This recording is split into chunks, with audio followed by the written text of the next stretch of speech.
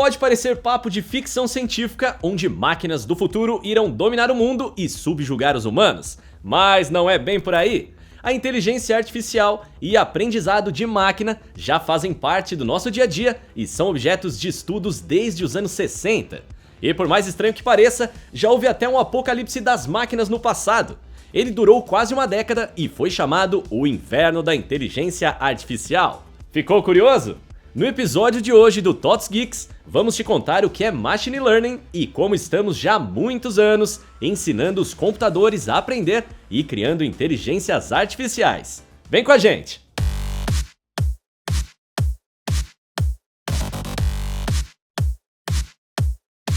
Você deve se lembrar de um filme chamado O Jogo da Imitação com aquele ator, o Benedict Cumberbatch, você entendeu?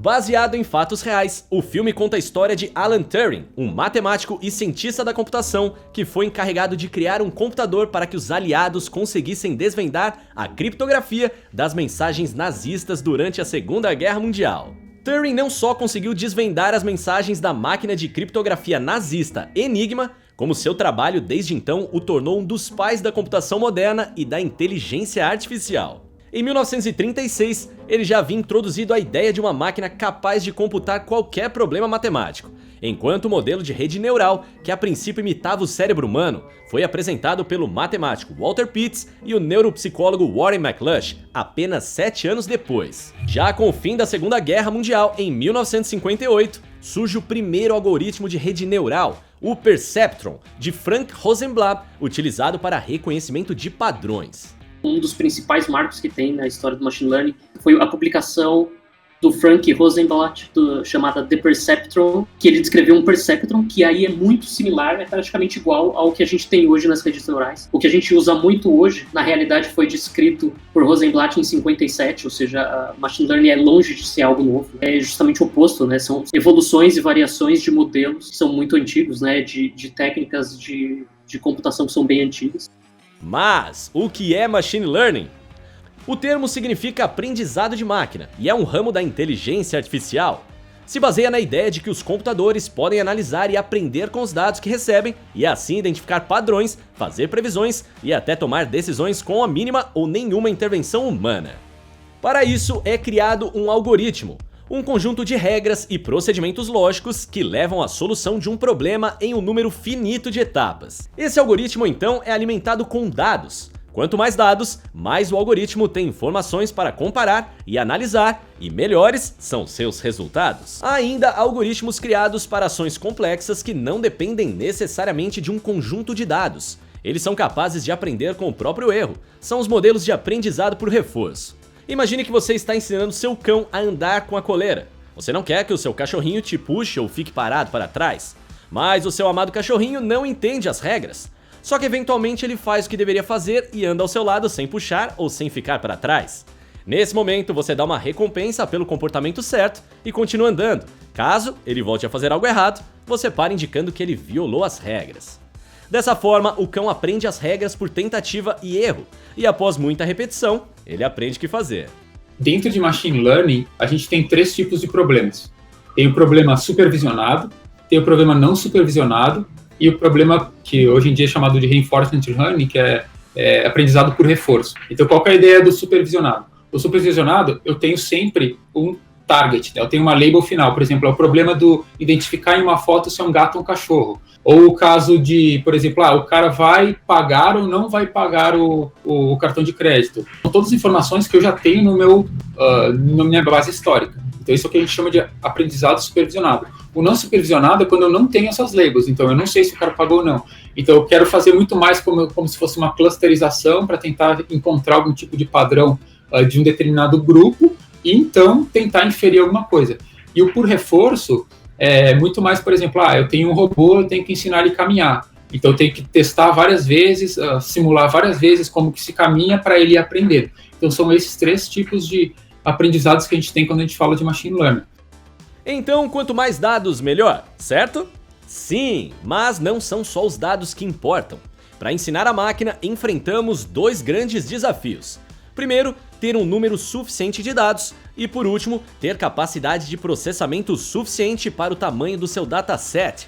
É aí que chegamos no apocalipse das máquinas, o inverno da inteligência artificial. Foi o que aconteceu no final dos anos 60. Havia dados suficientes e com qualidade para ser inserido nos algoritmos. O que ainda não havia era a capacidade computacional para processá-los. Assim, as pesquisas com inteligência artificial e aprendizado de máquina foram praticamente esquecidas até meados dos anos 80. Por isso até que a gente teve esses períodos aí de invernos da inteligência artificial. Eles não sabiam disso, ninguém sabia exatamente disso na época, mas basicamente só esperando que o poder computacional crescesse para a gente poder realmente continuar com isso. Na época, obviamente, tinha muita incerteza se isso realmente ia ser possível ou não, né? Muitos pesquisadores foram completamente desacreditados, falavam que as pesquisas não iam levar a lugar nenhum, que era impossível você ter uma capacidade computacional que eles esperavam que tivesse. Mas hoje a gente vê que não. Hoje a gente vê que, na verdade, eles eram realmente muito visionários. E hoje, sim, hoje a gente não tem tanto esse problema, mas pela lei de Moore, o avanço do processamento, né, da capacidade de processamento, ele é exponencial. Com o salto tecnológico do processamento dos computadores de lá para cá e com a produção de dados em quantidade massiva que ocorre atualmente, as pesquisas de Machine Learning saíram do meio acadêmico para o mercado. Todos os dias a internet recebe milhões de fotos, vídeos, arquivos de voz, hábitos de consumo, localização de usuário e por aí vai.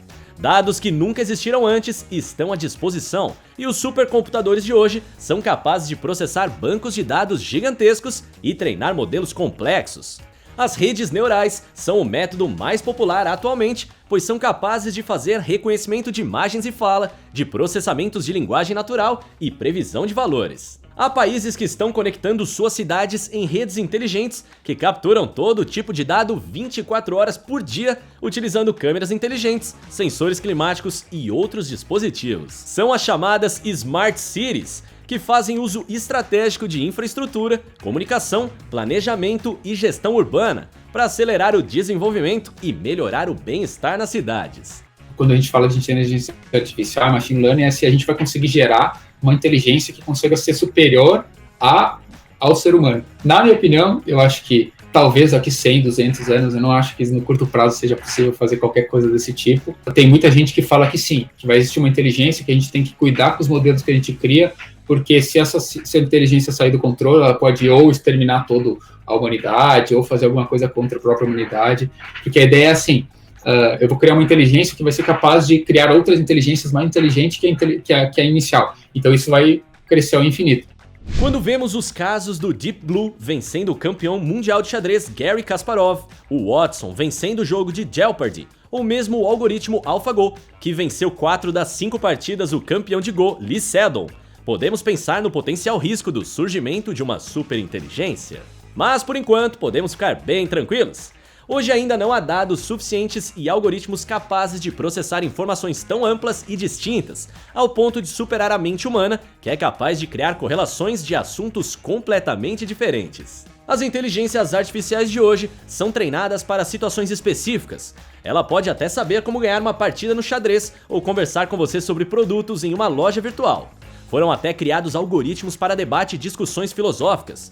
Mas fazer tudo isso ao mesmo tempo ainda está muito longe para qualquer supercomputador. O jogo da imitação ainda não foi vencido. Mas, antes de pensar em qualquer ameaça, devemos considerar os benefícios que uma inteligência artificial pode oferecer, como prevenir erros médicos e fazer leituras de exames com maior precisão, evitar acidentes de carro e produzir softwares e aplicativos cada vez mais personalizados para o usuário, ou seja, nos ajudar em áreas que a mente humana sozinha não tem capacidade de analisar e encontrar correlações. Então, uma mesma rede neural, com uma mesma estrutura, e nesse caso a rede neural sendo o algoritmo de aprendizado de máquina que a gente está usando, ele pode servir tanto para classificar foto de cachorro e gato, ou você fazer análise de uma imagem médica para identificar se naquela imagem é possível detectar alguém com caso de Covid ou não. No Uber, todo o modelo de precificação deles é baseado em machine learning. Então, você vê lá que tem a precificação dinâmica, né? Tudo isso é controlado por machine learning. Quando você entra num site, seleciona algum produto, e embaixo ele fala, pessoas que compraram esse produto também costumam comprar esses produtos aqui, e te recomenda uma série de produtos. Isso também é machine learning. Pilotos autônomos da Tesla, os carros autônomos da Tesla, são baseados em decisões ou em resultados de algoritmos de machine learning. A tecnologia de Machine Learning está cada vez mais popular e é parte fundamental para a evolução da inteligência artificial. Nós temos nossa própria inteligência artificial, a TOTUS Carol, mas isso é assunto para um próximo programa. Por enquanto, o que você precisa saber é que as máquinas que aprendem hoje já são uma realidade. Mas não se preocupe, nenhum robô assassino veio do futuro para acabar com a humanidade. Machine Learning veio para ficar e será uma importante ferramenta no século XXI. E você, se pudesse ensinar algo a um computador, o que ensinaria? Conte pra gente aqui nos comentários. E lembre-se de se inscrever no canal e ativar as notificações. Eu sou Maurício Arraes e esse foi mais um episódio do TOTUS Geeks. Até a próxima!